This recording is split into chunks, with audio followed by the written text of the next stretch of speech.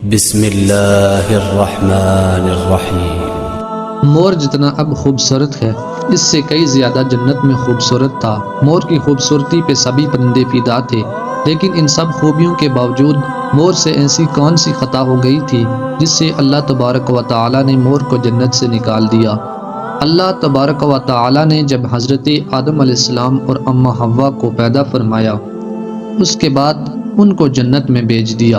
وہ دونوں جنت میں بہت ہی پرسکون رہتے تھے، بہت ہی لذیذ میوے پھل کھایا کرتے تھے، لیکن ایک اناج جس کو کھانے سے اللہ پاک نے انہیں منع فرمایا، اور وہ اناج گندم تھا۔ چونکہ شیطان حضرت آدم علیہ السلام کی وجہ سے ہی جنت سے نکالا جا چکا تھا، اسی وجہ سے شیطان کی حضرت آدم علیہ السلام سے دشمنی ہو گئی تھی۔ شیطان یہ چاہتا تھا کہ وہ کسی بھی طرح حضرت آدم علیہ السلام کو جنت سے نکال دے، اور ساتھ میں اماں حوا کو بھی جنت سے نکال دے۔ جب شیطان کو یہ خبر ہوئی کہ حضرت آدم علیہ السلام کو تمام میوے کھانے کی اجازت ہے لیکن گندم کھانے کی اجازت نہیں ہے، تو شیطان انتقام کی آگ دل میں لیے جنت کے دروازے کے پاس بیٹھ گیا، اور 300 سال تک وہاں پر بیٹھا رہا کہ کوئی جنت کے دروازے سے باہر آئے اور شیطان اس سے بات کر سکے۔ ایک دن اچانک سے مور جنت سے باہر آ گیا۔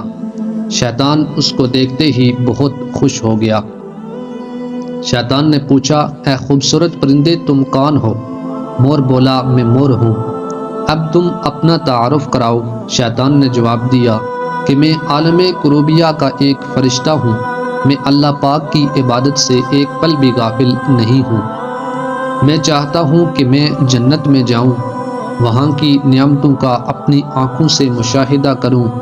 شیطان مور سے کہنے لگا کہ تم مجھے جنت کے اندر لے جاؤ، میں تمہیں 3 ایسی باتیں بتاؤں گا جس سے تمہیں ابدی زندگی حاصل ہو جائے گی، تمہیں بڑھاپا اور بیماری نہیں آئے گی، تم ہمیشہ جنت میں ہی رہو گے۔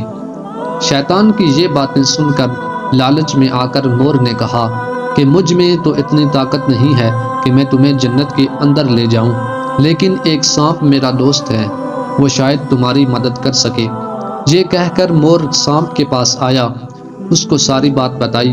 سانپ بھی شیطان کی باتوں سے بہت خوش ہو گیا، پھر شیطان کو اپنے منہ میں چھپا کے جنت میں داخل ہو گیا، اور یوں شیطان اپنی چال میں کامیاب ہو گیا۔ جنت کے تمام نگہبانوں کو یہ معلوم تھا کہ شیطان یہ چال چل رہا ہے اور جنت میں داخل ہو چکا ہے۔ فرشتے شیطان کو جنت سے نکالنے لگے، تب ہی اللہ پاک کا حکم ہوا کہ اس کو ابھی تک جنت میں ہی رہنے دیا جائے۔ وہ فرشتے اللہ تبارک و تعالی کے حکم سے رک گئے۔ شاید یہ حضرت آدم علیہ السلام کا امتحان تھا۔ شیطان حضرت آدم علیہ السلام کے پاس اور اماں حوا کے پاس جا کر اپنی محبت کا اظہار کرنے لگا۔ وہ دونوں ہی شیطان کو پہچان نہ سکے، کیونکہ ماضی کے مقابلے میں شیطان کی شکل تبدیل ہو چکی تھی۔ شیطان کہنے لگا کہ میں چاہتا ہوں کہ آپ دونوں ہمیشہ جنت میں اسی طرح زندگی گزاریں، ہمیشہ خوش رہیں۔ حضرت آدم علیہ السلام اس کی بات بہت غور سے سننے لگے۔ شیطان نے کہا، اگر آپ میری بات مان جائیں تو آپ کو جنت کی اور بھی تمام سہولتیں ملیں گی۔ حضرت آدم علیہ السلام شیطان کے بہکاوے میں آ کر کہنے لگے کہ یہ کس طرح ممکن ہے؟ شیطان کہنے لگا، ایک گندم کا دانہ اگر آپ دونوں چکھ لیں تو آپ کو ابدی حیا حاصل ہو جائے گی اور آپ جنت میں ہی رہیں گے۔ یہ بات سن کر حضرت آدم علیہ السلام کے دل میں رجحان پیدا ہوا، لیکن ان کے دل میں اللہ کی نافرمانی کا خوف غالب آ گیا۔ جبکہ اماں حوا شیطان کی باتوں میں آ گئی، جس پر اماں حوا نے حضرت آدم علیہ السلام کو راضی کر لیا۔ پھر اس کے بعد ان دونوں نے اس گندم کے دانے کو چکھ لیا۔ جیسے ہی گندم کا دانہ ان کے اندر گیا تو دونوں کے ستر واضح ہو گئے، جس کے بعد دونوں اپنے اپنے ستر چھپانے لگے اور خوف خدا سے کانپنے لگے۔ اسی دوران اللہ تبارک و تعالی نے فرشتوں کو یہ حکم دیا کہ حضرت آدم علیہ السلام اور اماں حوا دونوں کو زمین پر اتار دو۔ حضرت آدم علیہ السلام کو سری لنکا کے قریب نیچے زمین پہ بھیج دیا۔